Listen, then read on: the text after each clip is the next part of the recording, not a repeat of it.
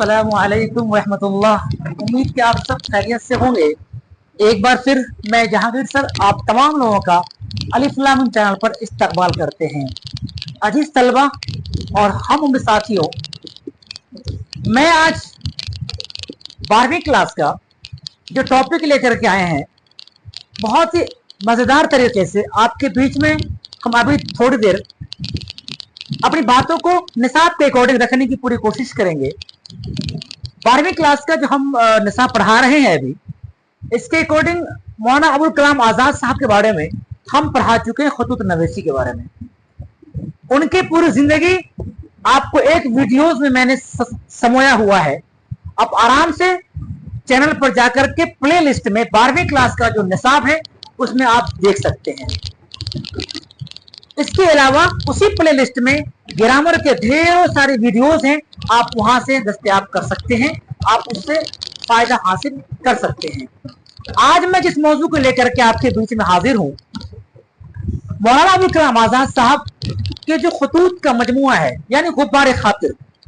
गुब्बारे खातिर को लेकर के मैं आपके बीच में हूं कि गुब्बारे खातिर है क्या चीज, और फिर गुब्बारे खातिर में कितने खतूत हैं, और फिर गुब्बारे खातिर कहां से लिखा गया, गुब्बारे खातिर लिखने की क्या वजह थी, गुब्बारे खातिर कब से कब तक लिखा गया, गुब्बारे खातिर लिखने में जो खतूत के अंदर जो बातें हैं, चंद बातें हैं, उसको हम उजागर करने की पूरी कोशिश करते हैं, आपको बतलाने की पूरी कोशिश करेंगे। जो आपके निसाब में 12वीं क्लास में जो खतूत है, 3 खत हैं। गुब्बारे खातिर के 24 खतूत हैं। उस 24 में से 3 खत को आपके निसाब में दर्शाया गया है, दिखाया गया है। हम उसको पूरे तरीके से आज बतलाने की पूरी कोशिश करते हैं। उस गुब्बारे खातिर के 3 खतूत में से एक खत को हम आपके सामने इस वीडियोस में लाने की पूरी कोशिश कर रहे हैं, और आपको समझ में आ जाएगा कि वाकई में मौलाना अबुल कलाम आज़ाद साहब की क्या लियाकत था। उन्होंने कितनी मजबूती के साथ अपने मुल्क के लिए पूरी ताकत लगा दी। इस खत के अंदर से आपको समझ में आ जाएगा कि वाकई में हम जितना समझते थे मौलाना आज़ाद साहब को, उससे कहीं ज्यादा इस खत के अंदर आपको देखने को भी और सुनने को भी मिल जाएगा। देखिए, 3 खत जो मौलाना अबुल कलाम आज़ाद साहब ने लिखे हैं, वो कहां लिखे, आइए हम जानते हैं पहले इसके बारे में। देखिए, यह आपको दिख रहा होगा गुब्बारे खातिर। हम आपसे डायरेक्टली ओरिजिनल की बातें ना करके सिर्फ और सिर्फ काम की बातें करते हैं, जिससे कि आपको भी टाइम वेस्ट नहीं हो और मेरा भी टाइम खराब नहीं हो। ठीक है, देखिए, गुब्बारे खातिर आपके निसाब में आप पढ़े होंगे। अगर आप नहीं पढ़े होंगे तो आप को मैं समझाने की पूरी कोशिश कर रहा हूं। देख लीजिए, गुब्बारे खातिर जो लिखा गया, कब से कब लिखा गया, इसको पहले आप समझ लीजिए। आप बोर्ड पर देख रहे होंगे 1942 से 1946, 1942 से 1946। अब कहेंगे कि सर ये 1942-40 में क्या हुआ कि मौलाना साहब ने इतने खत लिख डाले, क्यों लिख डाला, है ना। देखिए, 1923 ईस्वी में सबसे पहले मौलाना अबुल कलाम आज़ाद साहब को सदर बनाया गया कांग्रेस पार्टी का। जी, कांग्रेस पार्टी का सदर, और रिकॉर्ड है अब तक कि उससे कम उम्र का कोई भी आदमी आज तक कांग्रेस पार्टी का सदर नहीं बन पाया। जी हाँ, महज 1923 में। ठीक है, अब देखिए, सॉरी 23 साल की उम्र, 1923 में, याद रखिएगा इसको। अब जब दूसरी बार जब सदर बनाया गया इनको, इनके अंदर इतनी ज्यादा जुनून था, शौक था, जज्बा था, ईमानदारी थी और एजुकेशन था, तालीम थी, कि लोगों के निगाह में ये बहुत अच्छे होने लगे धीरे धीरे, है ना। तो फिर दोबारा कांग्रेस के जितने भी मेंबरान थे, उन्होंने फिर डिसीजन लिया कि 1923 के बाद 1940 से 1946, ध्यान रखेंगे आप, 1940 से 1946 के बीच में क्या हुआ कि इनको दोबारा सदर चुन लिया गया। किनको? मौलाना अबुल कलाम आज़ाद साहब को। ठीक है, याद रहेगा। उसी 40 और 46 के दरमियान में 1942 का टाइम आता है, और ये चूंकि दोबारा जब सदर बनाया गया, तो जो ब्रिटिश गवर्नमेंट था, जो अंग्रेजों की हुकूमत थी, उसे लग गया कि मौलाना अबुल कलाम आजाद साहब वाकई में बहुत प्रतिष्ठित आदमी है, बहुत होनहार है, इससे हमारा जो हुकूमत है वो कमजोर होगा। तो क्या किया, इनको अब तलाशी में लग गया अंग्रेजों ने कि इसको किसी तरीके से पकड़ा जाए, इनको कैद किया जाए, जिससे कि हमारा वर्चस्व कम नहीं हो, है ना।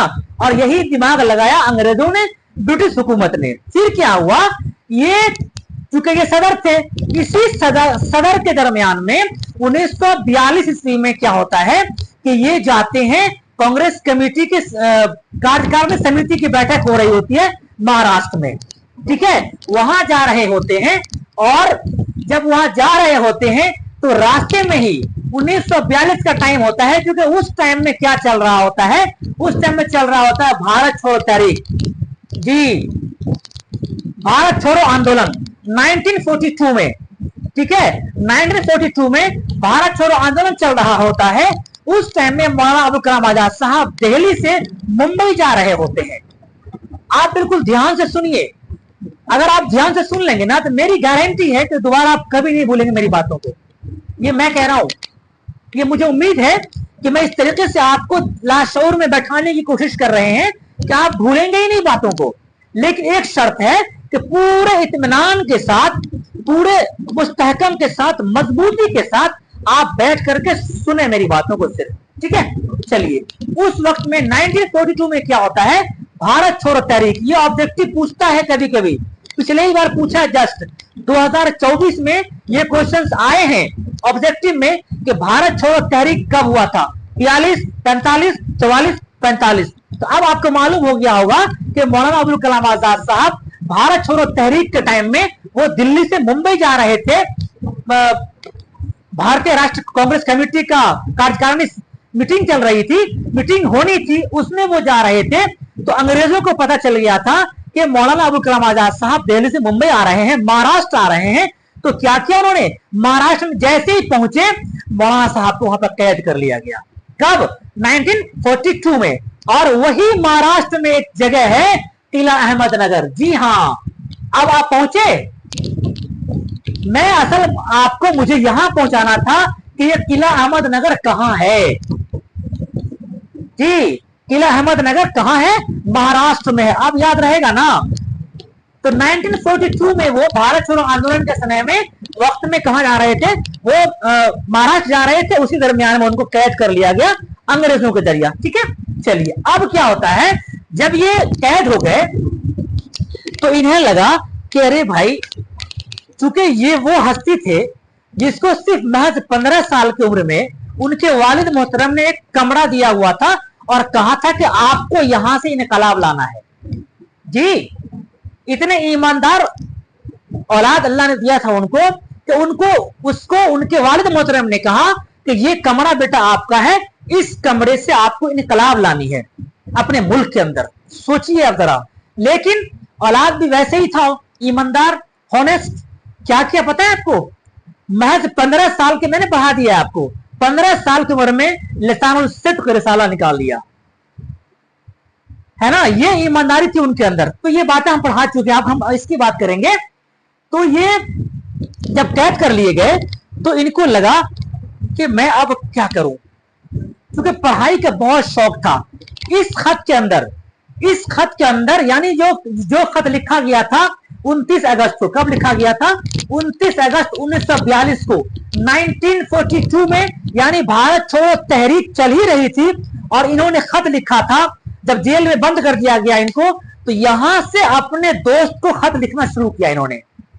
उस टाइम तक क्या था ना कि जेल के अंदर इनको अखबार आना, कुछ पेपर्स वगैरह, बुक मंगवाना, ये सब ऑर्डर था, है ना।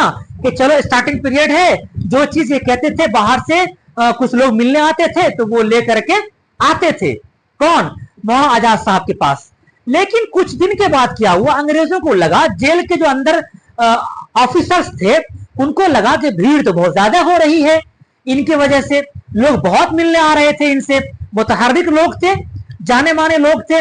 तो क्या हुआ, फिर अंग्रेज के जो अफसरान थे वो परेशान हो गए, अखबार को आना बंद कर दिया, किताबें लाना बंद कर दी और फिर चूंकि इनको बहुत शौक था पढ़ाई से, बहुत शौक था, है ना, तो बंद कर दिए और फिर उनको दूसरे जगह पर डाल दिया गया जहां पर सिर्फ 100 गज की दूरी थी, 100 गज के अहाते में रहना है कि सबसे मिलना जुलना बंद। उसने, अंग्रेज के अफसरान ने कहा कि सिर्फ और सिर्फ आप अगर खत लिखने के आदि हैं तो खत लिख सकते हैं, बाकी आप किसी से मिल नहीं सकते हैं, कोई किताब आपके पास नहीं आएंगी। क्योंकि सफर में थे तो बहुत कुछ ले नहीं पाए थे, 2-3 किताबें अपना जो साथी था वो लेकर के चले थे, वही उनको अंदर जेल में मिला। उसके बाद वो लिखना, लोगों से मिलना बंद करा दिया गया, बहुत सारी चीजें लेन देन बंद कर दी गई। सिर्फ और सिर्फ कुछ आप लिख सकते हो, आपका मैसेज भी हम बाहर नहीं दे पाएंगे, ये उनका अफसरान का वहां का ऑर्डर मिल गया था। आप कुछ नहीं कर सकते सिवाय लिखने, जितना चाहें आप लिखें, ठीक है। तो वो लिखना स्टार्ट किया और ये पहला 29 अगस्त 1942 ईस्वी को भारत छोड़ो तहरीक के समय में क्या हुआ, उन्होंने खत लिखा और इनके बहुत सदीक़ मुकर्रम यानी फास्ट फ्रेंड, सबसे दिल का टुकड़ा जो दोस्त था ना, उनको ये खत लिखते थे। अपने हालात, जेल के अंदर जो हालात गुजरते थे ना, वो लिखते थे जी। किसको? सदीक़ मुकर्रम कौन था भाई? हबीबुर रहमान खान शेरवानी, इन्हीं के नाम खत लिखते थे वो।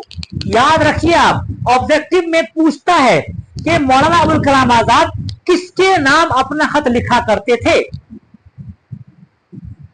यही शख्सियत थे उनके हबीब, उनके दोस्त सदीक़ मुकर्रम हबीबुर रहमान खान शेरवानी जी।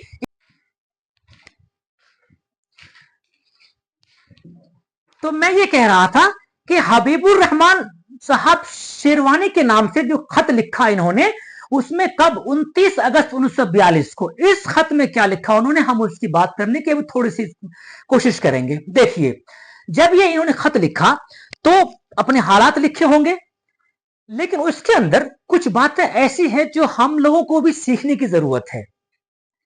उसमें उन्होंने लिखा कि हबीबुर रहमान मेरे सदीक़ मुकर्रम, मैं क्या बताऊं, यहां तो बहुत अजब सी जिंदगी है, लेकिन हां, लोग कहते हैं कि जेल, मैं समझता हूं कि मेरे लिए जेल खाना बेहतर लग रहा है, इस लिहाज से कि मैं बाहर भी दुनिया से अलग था और यहां भी दुनिया से अलग हूं। क्योंकि हमें सिर्फ और सिर्फ किताब से मोहब्बत थी, अपने मुल्क से मोहब्बत था, और यहां भी मैं अपने किताब के साथ हूं, इसलिए मुझे घुटन सी महसूस तो होती है, लेकिन बहुत ज्यादा नहीं। दूसरी बात उन्होंने लिखा खत के अंदर कि मेरे दोस्त सदीक़ मुकर्रम, मैं आपको क्या बताऊं, मुझे वो दिन याद आते हैं जब मैं बचपन में था, मेरी उम्र 12 साल की थी।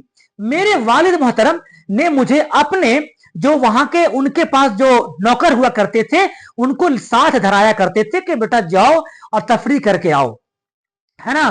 तो वो जब जाते थे साथ में, उसके साथ जो आदमी था, जिम्मेदार जो नौकर दिया हुआ था उनके वालिद मोहतरम ने, तो जाकर के ईडन गार्डन कोलकाता में मैदान है, जगह है ईडन गार्डन, खेल का ग्राउंड भी, आप नाम भी जानते होंगे।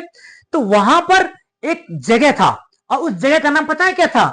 उस जगह का नाम था, ये देखिए, मैंने कहा लिखा हुआ है, हाँ, कलकत्ता में डलहौजी स्क्वायर। क्या था? डलहौजी स्क्वायर। क्या था? डलहौजी स्क्वायर। यही वो जगह था जहां पर हर रोज मौलाना अबुल कलाम आजाद साहब जाते थे, और जाने के बाद वहां पर उसको कहते थे कि आप अपना जगह बैठ जाएं, और झाड़ी में बैठ करके पेड़ के नीचे में पढ़ाई करते थे।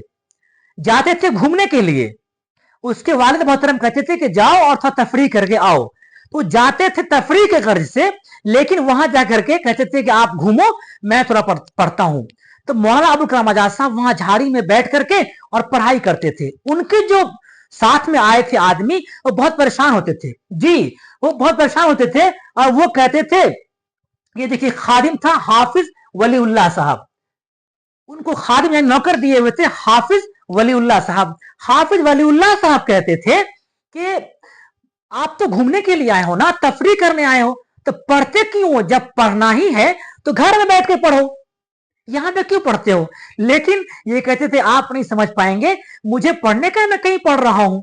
आज के वक्त में बाल बच्चे कहते हैं हमें ये चाहिए, हमें वो चाहिए, हमें स्पेस चाहिए, हमें मोबाइल्स चाहिए, मुझे बहुत कुछ चाहिए। लेकिन आप देखिए कितना मोहब्बत था इनको पढ़ाई से जी, कितना इंटरेस्ट था इनको कि ये जाते थे घूमने के लिए, लेकिन वो अपने खादिम जो थे वलीउल्लाह साहब कहते थे कि आप घूम फिर करो, मैं थोड़ा देर पढ़ लेता हूं। तो वो कहते थे खादिम कि जब तुम्हें पढ़ना ही है तो घर में बैठ के पढ़ना, यहां पे क्यों पढ़ते हो? अब बताइए कितना इंटरेस्ट था इनको पढ़ाई से, है ना। फिर इनके वालिद मोहतरम भी इनसे बहुत कभी कभी रंजीदा हुआ करते थे कि इतना कम उम्र है, इतना ज्यादा क्यों पढ़ते हो, तबीयत खराब हो जाएगी, जिस्म खराब हो जाएगा, है ना, इस टाइप से कहते थे। लेकिन उनको मालूम था कि ये लड़का मौलाना अबुल कलाम आजाद साहब एक रोज मेरा नाम रोशन करेगा, है ना। लेकिन उनको दिल में था ये चीजें कि काश ऐसा ना हो कि तबीयत खराब हो जाए इनकी, ऐसा ना हो कि ये बीमार पड़ जाए, इस डर था उनको। लेकिन एक तरफ शौक भी था कि पढ़ाई करने का, दुनिया कुछ भी कर ले, हमें पढ़ना है, हमें आगे बढ़ना है। ये अपने दोस्त सदीक मुकर्रम हबीबुर रहमान शेरवानी साहब को वो लिखते हैं कि मेरा बचपना ऐसा गुजरता था तो भला मैं यहाँ कौन सा मैं क्या करूं, मेरे लिए ये भी ठीक है, जब मैं वहां भी पढ़ा करता था तो मैं यहां भी पढ़ा करता हूं, है ना।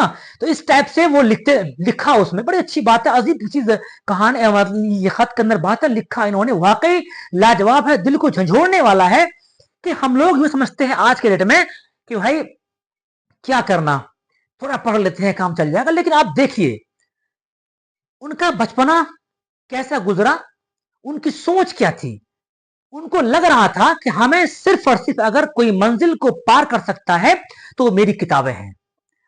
मैं कई बार कहता रहता हूं कि अपने दोस्त किताब को बना लीजिए, आप यकीन मानिए वो दोस्त आपको इतनी ऊंचाई पे ले जाएगा कि आपको यकीन नहीं होता होगा। इसलिए आप इस खत से भी सीखिए कि मौलाना आजाद साहब जाते थे घूमने के लिए, तफरीह करने के लिए, और खादिम उससे कह रहा है कि आप पढ़ाई क्यों करते हो, आप तो घूमने के लिए आए हो, जब पढ़ना ही है तो घर पे पढ़ना।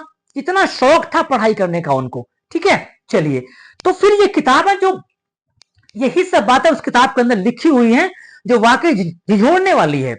फिर जेल में ही बंद थे, और चूंकि क्या हुआ, उनके एक सेक्रेटरी जब वो 46 में निकले ना, जब जेल से बाहर निकले तो सारे 24 खत, वो तो मैंने अभी थोड़ा सा आपको एक अंश बताया, एक हिस्सा बताया, उस खत के अंदर क्या क्या लिखा उन्होंने, दुख दर्द क्या बयान किया उसके अंदर। काश वो दिन मेरा फिर आता। उनका कहना था कि मेरा दोस्त था, हम उससे मिलते थे, है ना, फिर चाय की प्याली मेरे पास आती थी, मैं वो पीता था। यहाँ तो एक हूं मैं जेल में बंद जरूर, लेकिन 4 जगह है वहां जाना पड़ता है, एक खाने का ऐलान अलग है, चाय का ऐलान अलग लगता है, नाश्ते का ऐलान अलग लगाना होता है। नहीं, ये सब बातें बड़े अच्छे तरीके से पेश किया उन्होंने इस खत के अंदर अपने दोस्त किसको, हबीबुर रहमान खान शेरवानी को, ठीक है जी, शेरवानी को। उसके बाद इस खत के अंदर तो मैं जो मोटा मोटी बातें थी मैंने बताने की पूरी कोशिश कर दी आपको। और फिर उस खत का क्या हुआ, गुब्बारे खातिर जो खतूत का मजमुआ है, 24 खत उसके अंदर मौजूद है। जब 42 से 46 के बीच में वो तो के जेल में बंद थे, और सारा का सारा खत उन्होंने उसी में लिख डाला जी। तो जब 46 में ये बाहर हुए ना, जब ये 46 में जब बाहर हुए तो क्या हुआ कि 46 में खतूत अपने सेक्रेटरी, उनका एक सेक्रेटरी हुआ करता था अजमल खान साहब। कौन था? अजमल खान साहब। उन सारे खत लेकर के उनको दे दिया, और उसी साल में उन्होंने क्या किया, सारे खत इकट्ठा करके शाये कर दिया। कौन था सेक्रेटरी का नाम क्या था? सेक्रेटरी मोहम्मद अजमल खान साहब। देखिए 2 नंबर 5 नंबर वाले क्वेश्चन में भी आप चाहें तो सारे चीजों को उतार सकते हैं, बेहतरीन तरीके से खुलासा के तौर पे आप लिख देंगे, आपको अच्छा मार्क्स मिल जाएगा। लेकिन जब तक आपको आएगा तब ना, आप कहानी के तौर पे अगर आप याद कर लेंगे उसको तो कभी नहीं भूलेंगे आप। फिर आसान तरीके से आप उसको लिख सकते हैं, बना सकते हैं, हल कर सकते हैं और अच्छा नंबर ला सकते हैं, ठीक है। तो मैंने क्या कहा आपको, किला अहमदनगर से महाराष्ट्र से इन्होंने खत लिखा था 29 अगस्त को 1942 ईस्वी को खत लिखा इन्होंने, है ना। उस समय क्या चल रहा था, भारत छोड़ो तहरीक चल रही थी, ठीक है। और किसको लिखा? हबीबुर रहमान खान शेरवानी को। इन उस जेल के अंदर दोस्त को लिखा कि भाई मैं यहां अकेला नहीं हूं। क्वेश्चन आया था 2022 या 21 में कि मौलाना अबुल कलाम आजाद साहब को जेल में कितने रफीक थे, कितने दोस्त थे? 11 दोस्त थे उसको, उनके अंदर उसी में घुल मिल के रहना। लेकिन 11 में ये 10 जो था ना वो अलग जिंदगी जी रहे थे, और इनका एक अलग स्टाइल था जिंदगी जीने का। जो बाहर में था वही जिंदगी उनको अंदर में भी जीने में मजा आ रहा था, ठीक है। फिर ये क्या हुआ, गुब्बारे खातिर जब लिखा गया, जब हुआ, तो गुब्बारे खातिर का दूसरा नाम क्या हुआ, गुब्बारे खातिर का इंग्लिश में तर्जमा किया गया। इंग्लिश में गुब्बारे खातिर का तर्जमा किस नाम से किया गया, ये क्वेश्चन पूछता है कि गुब्बारे खातिर का इंग्लिश में किस नाम से तर्जमा किया गया, अनुवाद किया गया, तो वो सैलीज ऑफ माइंड। क्या है, सैलीज ऑफ माइंड, याद रखिए इसको, सैलीज ऑफ माइंड। क्या है, सैलीज ऑफ माइंड नाम से क्या हुआ कि सैलीज ऑफ माइंड नाम से अनुवाद किया गया, तर्जमा किया गया किसको, गुब्बारे खातिर का। गुब्बारे खातिर का इंग्लिश में तर्जमा किस नाम से किया गया, सैलीज ऑफ माइंड के नाम से। ठीक है, ये समझ में बात आपको आ गई। ये कहते थे कि देखो बांसुरी अंदर से खाली होता है ना, लेकिन उसकी आवाज बहुत दूर तक जाता है। उसके अंदर जो चीजें बोली जाती हैं, उसके अंदर जो चीजें फरियाद की जाती है ना, बहुत लंबा होता है, बहुत गहराई होती है उसके अंदर। यानी कोई आदमी अगर बांसुरी बजा रहा होता है तो पूरा पाइप नुमा खाली होता है अंदर में, लेकिन उसमें जो फरियादें होती है ना, उसमें जो बातें होती हैं, जो बोली जाती है, वो बहुत माकूल होता है, बहुत कम लोग परख पाते हैं। और यही बात मौलाना अबुल कलाम आजाद साहब ने अपने खत के अंदर कहा कि देखो ये बांसुरी के शक्ल का है खाली, लेकिन है बड़ा मजेदार, है बहुत फरियाद इसके अंदर। ये फरियाद है, मैं तुम्हें लिख रहा हूं किनको, अपने दोस्त सदीक मुकर्रम को। ठीक है, तो ये चीजें खत के अंदर लिखी हुई थी। ये पहला खत था, ये खत 29 अगस्त 1942 को लिखा गया था। और इसी खत, जिस साल ये पकड़े गए थे, जेल के अंदर ले जाया गया, उसी में इनको ये चीजें, जितने भी दिल दिमाग में बातें थी, उन्होंने अपने खत के अंदर अपने दोस्त के नाम कर दिया। हालांकि वो खत उनके निकलने के बाद शाये हुआ, इसलिए कि आना जाना बंद कर दिया गया था। खत तो लिख रहे थे, लेकिन जाए कैसे, पहुंचे कैसे, वो तो बंद कर दिया गया था। तो निकलने के बाद ये उन तक पहुंच पाया और फिर ये आम हो पाया। चूंकि निकलता ही कैसे, कुछ ही दिन के बाद तो क्या हुआ कि वो जेल में, चूंकि लोग बहुत आते थे मिलने के लिए, अखबार का आना ऑर्डर था, बुक आना ऑर्डर था, लेकिन लोग जब आते थे तो अंग्रेज काफी परेशान हो गए, अफसरान, तो उनको क्या किया, दूसरी जगह मुंतकिल कर दिया गया। ठीक है, मैं समझता हूं कि ये जो अभी मैं बताया हूं कि 24 खतूत उसके अंदर है, कब लिखे गए, 1942 में लिखा गया, 29 अगस्त को। भारत छोड़ो तहरीक चल रही थी उस टाइम में, और ये अंग्रेज ये दिल्ली से मुंबई जा रहे थे। भारतीय राष्ट्र कांग्रेस के जो कार्यकारिणी समिति है, उसमें भाग लेने के लिए जा रहे थे। महाराष्ट्र जैसे ही पहुंचा, वहां पर जाकर के अंग्रेज के अफसरान ने उन्हें जब्त कर लिया, उन्हें पकड़ लिया, और पकड़ करके महाराष्ट्र के अंदर कैद कर दिया गया, किला अहमदनगर के अंदर। कहां पर, किला अहमदनगर के अंदर उनको कैद कर दिया गया। और फिर उसके बाद गुब्बारे खातिर का जो तर्जमा किया गया इंग्लिश में, उसका नाम क्या दिया गया, सैलीज ऑफ माइंड। क्या दिया गया, सैलीज ऑफ माइंड नाम दिया गया उसका। ठीक है, उनके जो सेक्रेटरी थे 1946 में जब निकले, तो सारे कुछ लेकर के बाहर निकले होंगे, सारे खत बाहर निकले लेकर के, और अपना सेक्रेटरी जो उनका पर्सनल था सेक्रेटरी, उनका नाम था अजमल खान साहब को दे दिया।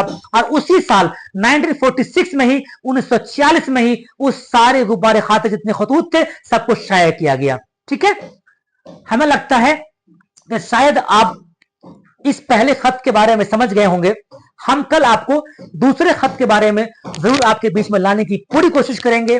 हमें उम्मीद है कि मेरा ये बेहतरीन सा वीडियो आपके दिमाग में जरूर बैठ गया होगा, क्योंकि इससे पहले वीडियो हम बना चुके हैं मौलाना साहब के बारे में, कि मौलाना साहब ने क्या क्या चीजें, कब कब जेल गए, कब बाहर आए, कब सेक्रेटरी बने, कब सदर बने, कब उनका इंतकाल हुआ, कौन सी किताबें लिखी, सब हम पढ़ा चुके हैं आपको। तो हम अब पीछे नहीं जाएंगे, हम इससे आगे वाले वीडियोस में जरूर आपको जो 3 खत है, उसमें से मैंने 1 खत पढ़ा दिया आपको, और 2 खत हमारा बाकी है। हम इंशाअल्लाह अज़ीम कल आपको दूसरा खत पढ़ाएंगे। बस बने रहें अलिफ लाम मीम चैनल के साथ। आज के लिए बस इतना ही। खुदा हाफिज।